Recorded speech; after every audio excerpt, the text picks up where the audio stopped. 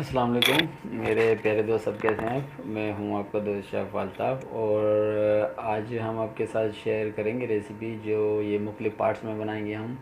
उसका पहला पार्ट्स आज बनाएंगे और उसके बाद जो जितने चलेंगे आपको वो दिखाते जाएंगे कैसे कैसे बनाएंगे। आज जो हम बनाएंगे वो पफ़ पेस्ट्री है और इसको इंग्लिश में पफ़ पेस्ट्री कहते हैं और यहाँ की ज़बान में पोर्चुगीज़ में मासा फुलियादा भी बोलते हैं, उसको कहते हैं। और उसके बाद कैसे बनेगा, क्या तरीक़ाकार होगा, किन चीज़ों की ज़रूरत पड़ेगी, वो सब आपको दिखाएंगे। तो इसकी बहुत सी चीज़ें बनती हैं, बहुत सी, जितनी आप क्वांटिटी करने लग जाओ तो आपकी गिनती ख़त्म हो जाएगी, लेकिन ये ख़त्म नहीं होता। तो लेकिन उसका जो मासा हम बनाएंगे या उसका जो डो बनाएंगे वो एक ही तरीक़ाकार होता है और उसके वैराइटीज़ मुख्तलिफ़ होती हैं, ज़्यादा बनाई जाती हैं, अलग अलग नाम होते हैं उनके।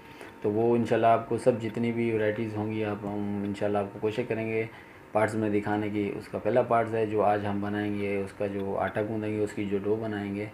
तो चलिए शुरू करते हैं। उससे पहले मेरे चैनल को सब्सक्राइब करें और लाइक करें, अपने दोस्तों के साथ शेयर करें और कमेंट ज़रूर कीजिएगा जो आपको अच्छा लगे। और दोस्तों के लिए, नए के लिए जो आएंगे उनके लिए बेल आइकॉन प्रेस करें ताकि आने वाली नेक्स्ट वीडियो आपके पास जल्द से जल्द पहुँचे।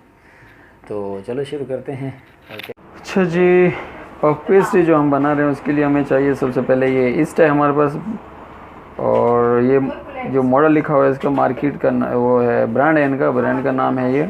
और ये तकरीबन हम डालेंगे 15 ग्राम इसमें। और उसके बाद हमारे पास ये मक्खन है, मक्खन भी हम इसमें तकरीबन 250 ग्राम डालेंगे। और 1 किलो हमारे पास मैदा है और लास्ट में हमारे पास सोल्ट है इसमें जाएगा, वो भी डालेंगे। अगर आप ग्राम में डाले तो वो भी 15 ग्राम से ज़्यादा नहीं जाएगा। तो चलें दिखाते हैं कैसे बनेगा। ये हमारा इसमें मैदा, अच्छा जी, इसमें ईस्ट हमारा जो होगा तकरीबन 15 ग्राम के करीब।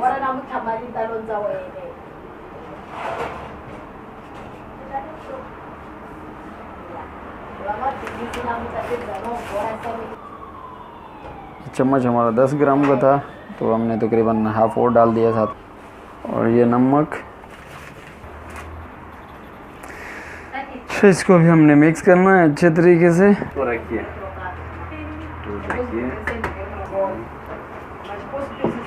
और इसमें पानी हल्का डालना है, लिक्विड ज़्यादा नहीं करेंगे हम। अच्छा, इसमें हमने जो पानी इस्तेमाल किया है वो चिल इस्तेमाल किया है, ठंडा है, और आप दूसरा भी इस्तेमाल कर सकते हैं इसमें। अच्छा जी, ये देखिए हमारा ये गूंद चुका है, तकरीबन ये नरम है, देखो ज़्यादा सख्त नहीं है, ऐसे होना चाहिए। और इसको हम तकरीबन अभी आधे घंटे के लिए छोड़ देंगे। तो इसको प्लास्टिक से कवर करना है ताकि इसमें वो सूख ना जाए इसको, जैसे हमने ये पैक करके रख दिया है, बाद में करेंगे, बाद में बनाएंगे इसको। तकरीबन आधे घंटे के बाद इसको हम छोड़ देते हैं जब तक ये हमारा थोड़ा सा तैयार हो जाएगा डो। अच्छा जी, ये जब तक हमारी डो हो जाएगी तो हम इसको क्या करेंगे, ये मक्खन है और हमारे पास ये तकरीबन एक बैग है, शॉपिंग बैग है, इस भी हम अंदर दिखाते हैं आपको कि कैसे हम इसमें वो डालेंगे मक्खन और कैसे बनाते हैं।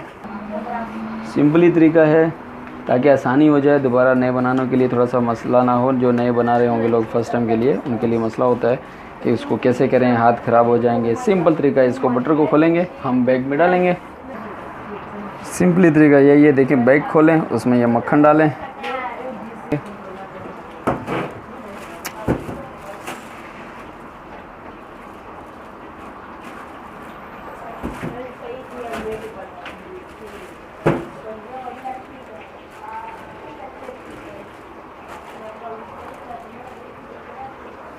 agora puxa essa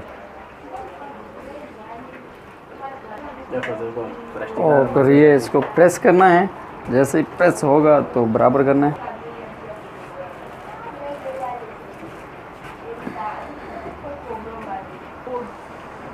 अच्छा जी, ये शेप बनानी है, देखो हमने, ये देखो इसकी तकरीबन ये मोटी है, इस तरीके से होगी। और इसको अभी हम डीप फ्रीज़र रख देंगे ताकि और थोड़ा सा जम जाए। अच्छा जी, ये हमारा तकरीबन आधा घंटा हो चुका है। अब इसको ये देखें ये नरम है, तो अभी इसको हम बनाएंगे बस।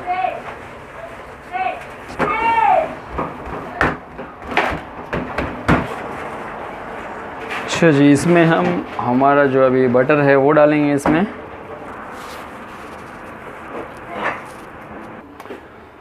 अच्छा जी, ये हमारा मक्खन आ गया बटर, और अभी हम इसको बड़ा करके इसके ऊपर डाल।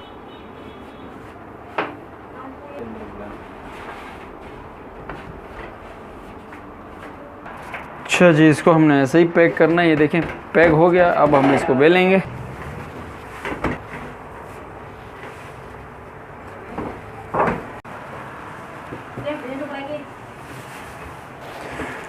अच्छा जी, हमारी ये पहली फर्स्ट लेयर हो चुकी है। अब इसको हम फोल्ड करेंगे।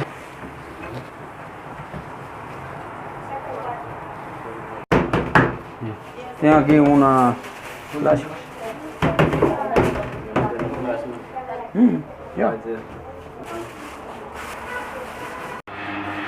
अच्छा जी, ये हमारा जो है तकरीबन आधे घंटा हो गया है। इसको फ्रिज में हमने निकाल के रख दिया था।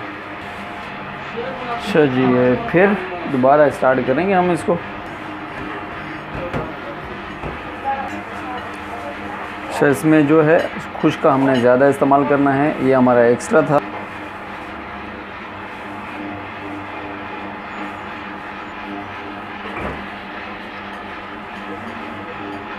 अच्छा जी, ये देखें इस तरीके से बेलना है इतना बड़ा। और फिर हमारा ये स्टेप, और दूसरा स्टेप था ये हल्का सा इसके ऊपर हमने आटा डालना है और इसको फोल्ड करना है सेम जैसे हमने पहले किया।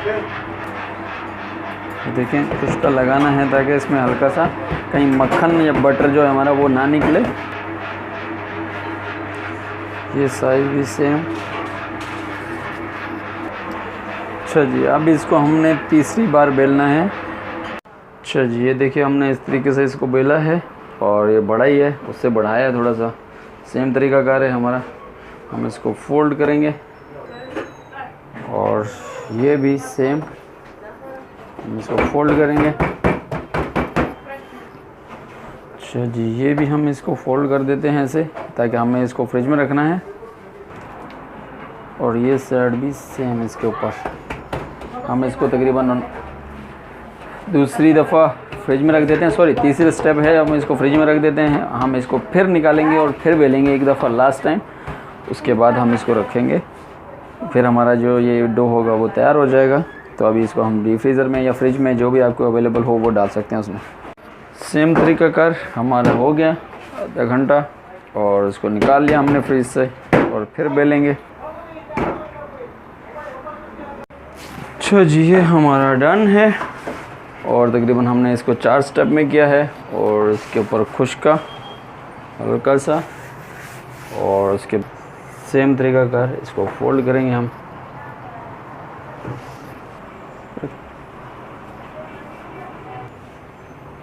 और ये देखें हमारा ये रेडी हो चुका है। अब इसको हम डीप फ्रीज़र में रख देंगे। आपको जब भी निकालना हो, जो भी बनाना हो, निकालो, काटो, बेलो और बना सकते हैं।